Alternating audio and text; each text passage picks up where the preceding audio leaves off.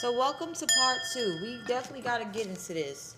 Now we're going to cover homelessness because, when I first came to NYC, I was under the heavy illusion magic that, okay, this is just NYC.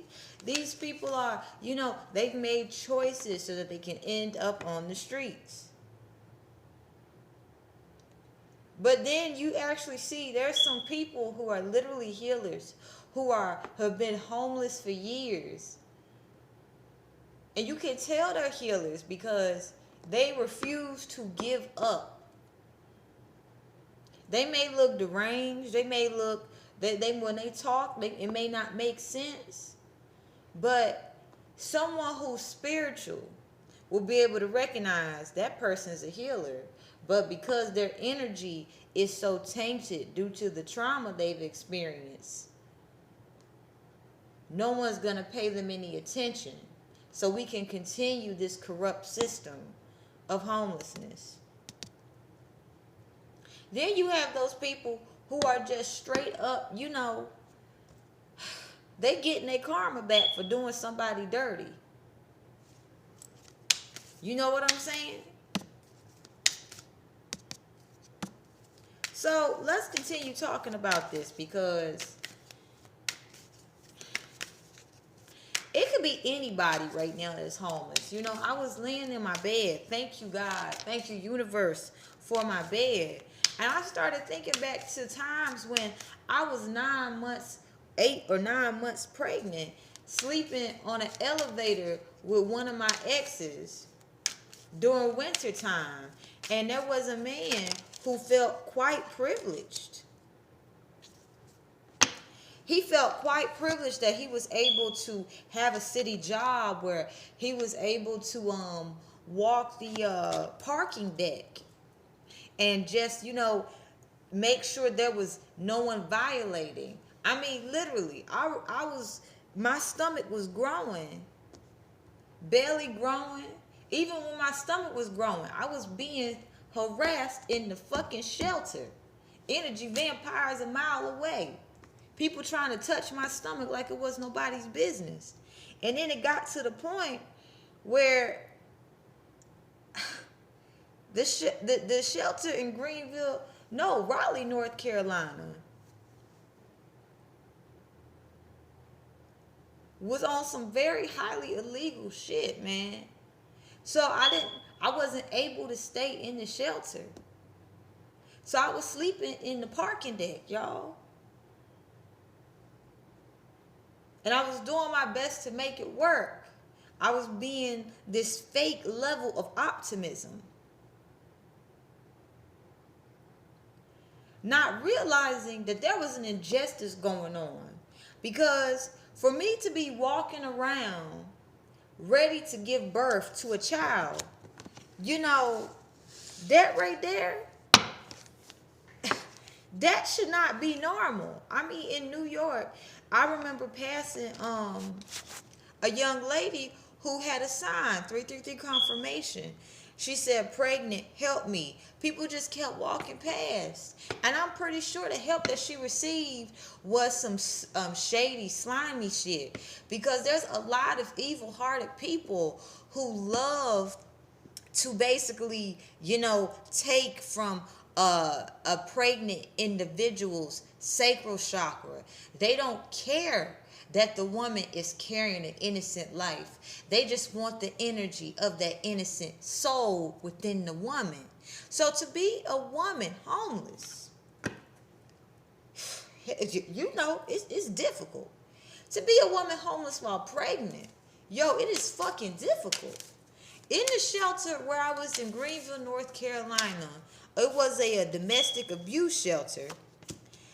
The women were so focused on why it was that I made sure I looked my best and I made sure I was,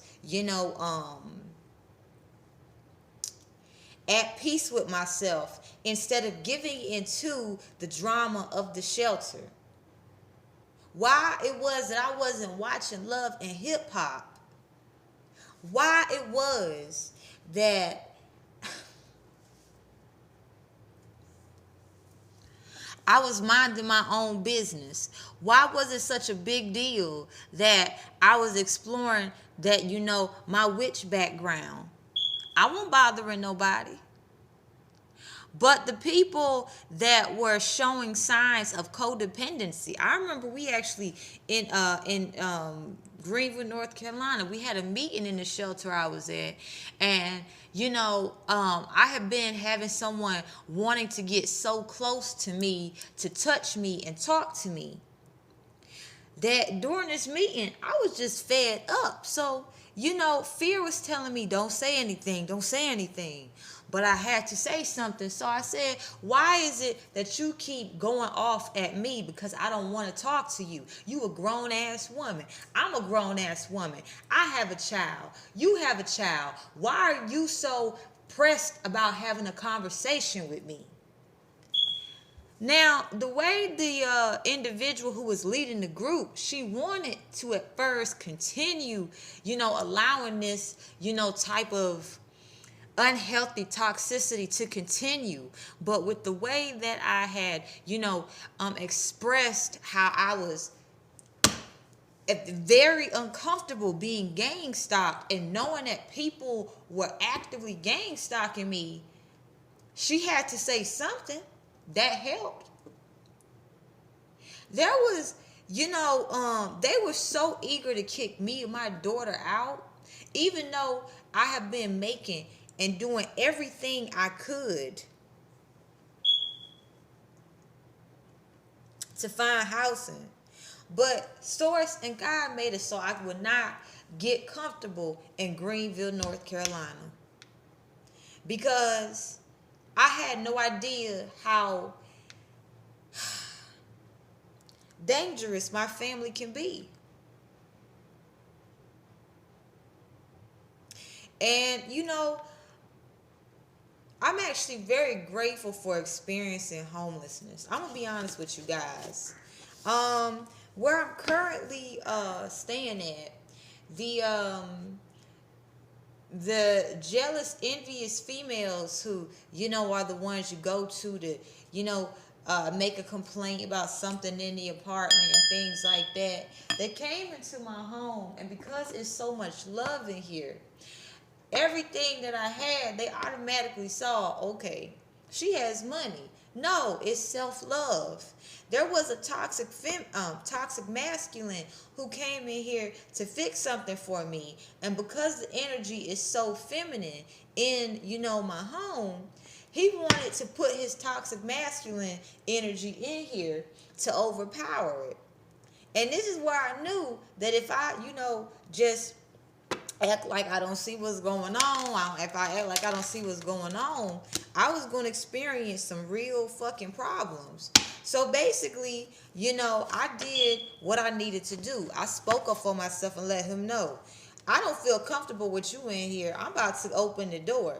And this triggered something in him, because he knew he had did a sexual crime from back in the day. And even though I didn't clearly say it out loud, he was trying to figure out, wait.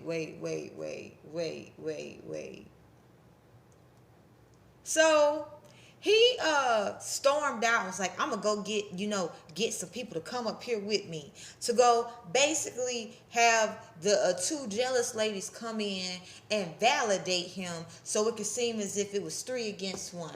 I have been getting gang stalked since I was a child. So let me tell you something.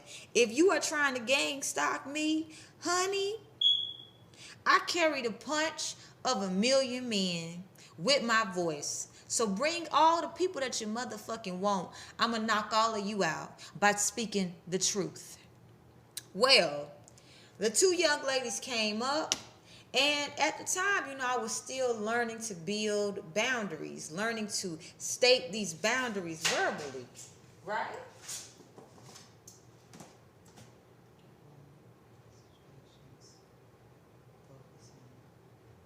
All right. And, instead of just, being professional, because when I'm around people, they tend to forget that leave your fucking emotions out of any dealings with me. I have to normally, for most people, around most people, I have to make sure I am emotionless and in my King of Swords energy. And in that moment, because the gentleman came back with the females and he was hastily trying to do things, I discovered something. You know, people gonna be fucking sneaky. Sneaky people gonna do sneaky shit. So, in the time that I was expressing how I felt uncomfortable with the gentleman, trying to make me uncomfortable in my own home, these snaky like ass females was walking around my house looking to see what I had. And at the time, I was being real hard on myself, thinking I should have, did something. I should have said something.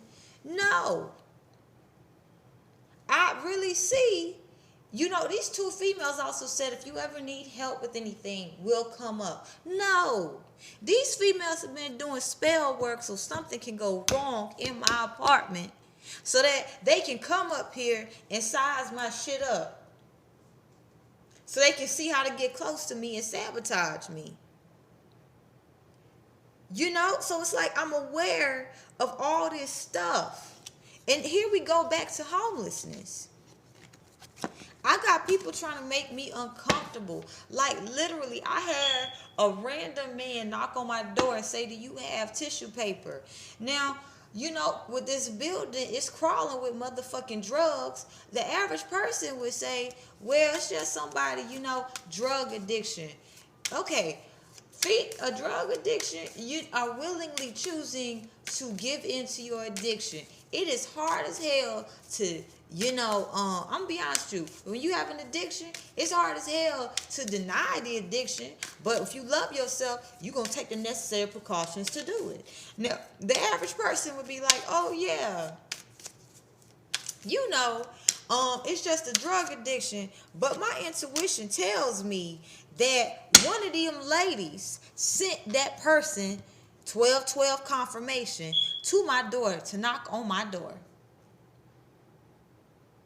Because the way the office is set up in the building I'm staying in, a lot of druggies come in to use the phone because they've either sold what they got to get some drugs.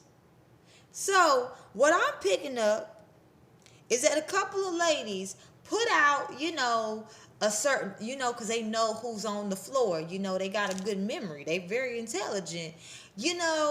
Such and such, an apartment such and such.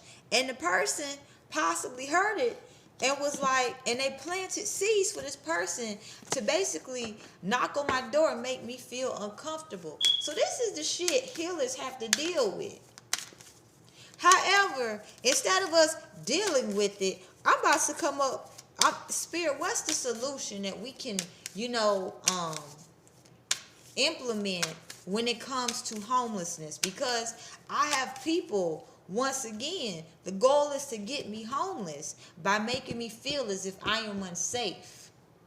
By me, taking on the energy that I'm unsafe, I'm attracting unsafe shit. So not only do healers have to deal with being targeted from every which angle way, we have to be able to stay balanced. Because if it's not some fucked up baby daddy, it's, it's some jealous ass female who's, seeing you decorate your home real nice.